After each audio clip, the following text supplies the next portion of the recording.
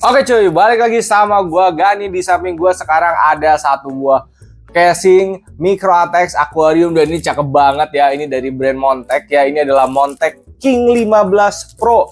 Dia ada warna putih, ada warna hitam ya. Harga 1,6 jutaan, sudah dapat 4 fan ya, 3 reverse di bawah dan 1 di belakang. Jadi kalau rakit di casing ini masukin Mobo Micro, pasang VGA, prosesor dan kawan-kawan, sama pasang water cooling 360 di atas, ini udah cakep banget teman-teman ya. Dan gua agak ngiler ya apa nanti PC pribadi gua ganti pakai casing ini ya, karena ini cakep banget, gua nggak bohong guys. Oke, mari kita lihat lebih dekat aja ya ke casing ini. Ini dia teman-teman, casingnya ya. Bentukannya cakep banget. Ini tempered glass ya. Ini bisa dilepas ya. Oke, sama untuk pertombol-tombolan di sini ada power. Ini untuk lampu-lampuan teman-teman. Lalu ada audio jack. Ini USB 3 sama Type C ya. Jadi nanti lampu itu selain ada di fan, ada di sini teman-teman ya. Di strip ini ada lampunya. Oke, mari kita buka ya. Untuk ngebuka-bukanya kita nggak perlu pakai obeng-obeng lagi teman-teman. Tinggal cabut-cabut aja. Kayak ini nih, kalian mau cabut dari depan juga bisa ya, karena dia sistemnya pakai yang pengunci seperti ini. Ini bagian atas ya, udah tipis banget. Kalaupun kalian nggak pakai dust filter, ini udah cukup sih, karena lubangnya juga kecil-kecil. Cuma kalau misalnya kalian mau beli lagi dust filter ya nggak apa-apa gitu, untuk meminimalisir debu yang masuk boleh ya. Oke, lalu untuk membuka kaca juga sama, ini dari belakang, baik di kiri atau kanan ya. Jadi kalian tinggal buka aja ke samping. Tuh, lalu angkat. Untuk tempered glass ini udah tebal banget ya. Oke. Lalu untuk yang bagian depan, sebenarnya ini biasanya kalau rakit gue tuh udah nggak akan buka teman-teman. Tapi kalau misalkan kalian mau buka ya gampang, sama tinggal tarik aja guys. Tuh ya. Oke, dia pakai pengunci yang begini juga, jadi masih gampang. Kita ke belakang dulu deh. Kalau ngebuka side panel yang ini, tinggal tarik juga sama. Terus apa? Jadi untuk ngebukanya ini masih gampang banget. Dan side panel ini dia bagian dalamnya teman-teman ya. Jadi kalau untuk seri yang 15 Pro ini dia sudah dapat 4 fan ya, 1 di belakang dan 3 di bawah. Untuk fan belakangnya ini fan forward ya, atau fan standar yang ukurannya 12 ya, 12 cm ke 12 cm. Tapi kalau kalian misalkan mau ganti yang ke 14 cm, ini masih bisa. Tempatnya masih ada slotnya tuh, lubang bautnya masih ada. Nah, yang bawah ini dapat 3 fan, ukurannya sama 12 cm juga, dan dia itu reverse ya fannya ya. Jadi untuk sirkulasinya angin masuk tuh dari bawah, keluarnya di belakang sama keluar di atas gitu teman-teman. Dan ini untuk fan-nya dia itu udah ARGB ya, dan sudah ada kontrolernya juga. Nanti kita akan lihat ke belakang ya, tapi kita fokus ke sini dulu.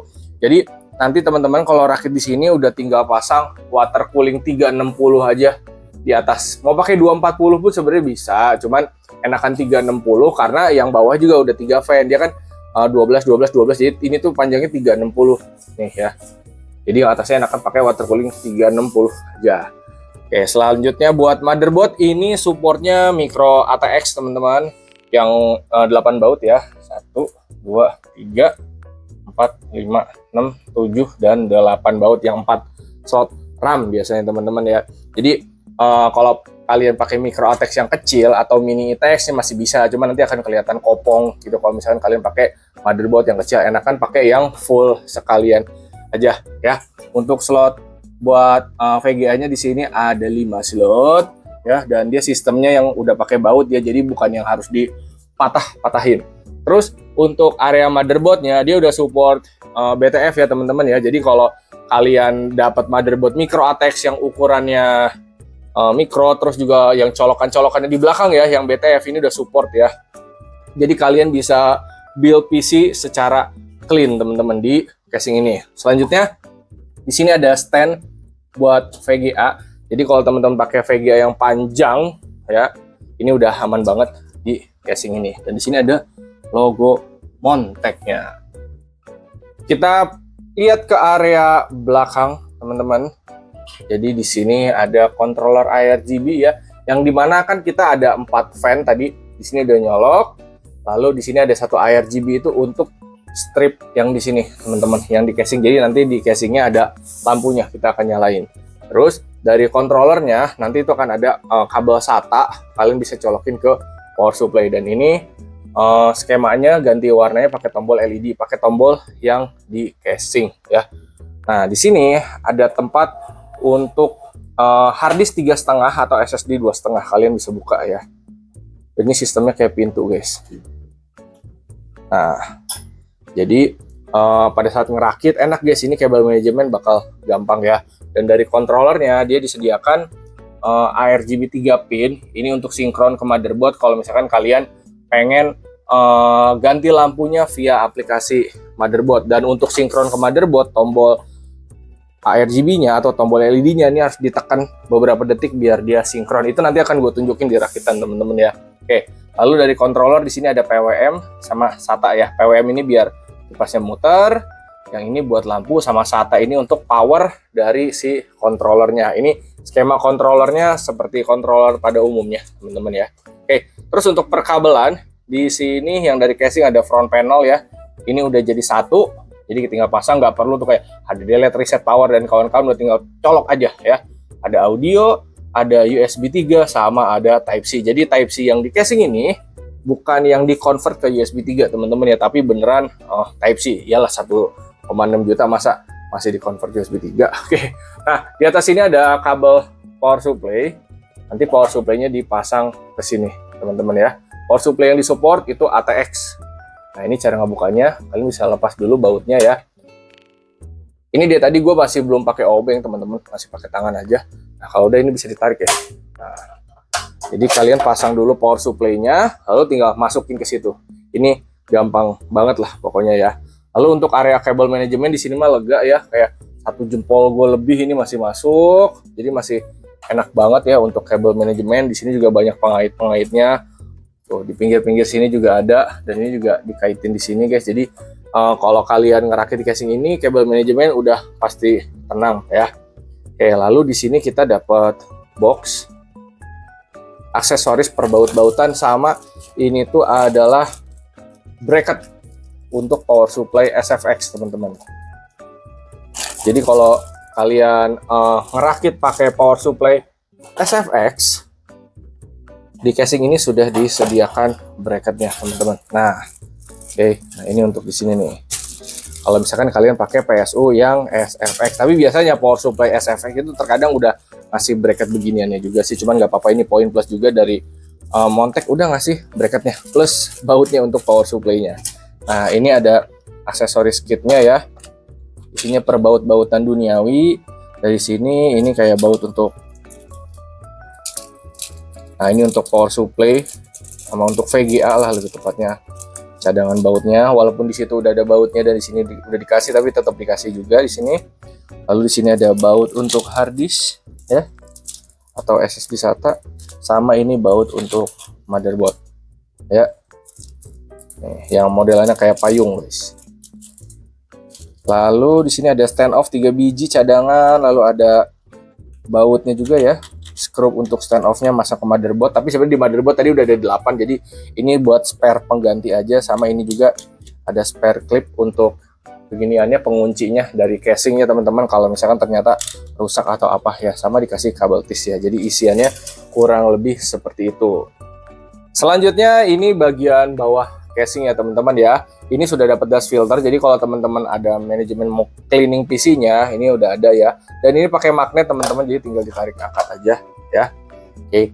So kalau misalkan kalian maintenance mau bersihin debu ya, casing ini gampang guys, karena ngelepas bagian-bagian casingnya kita nggak perlu effort yang berat, semuanya tinggal sat aja ya.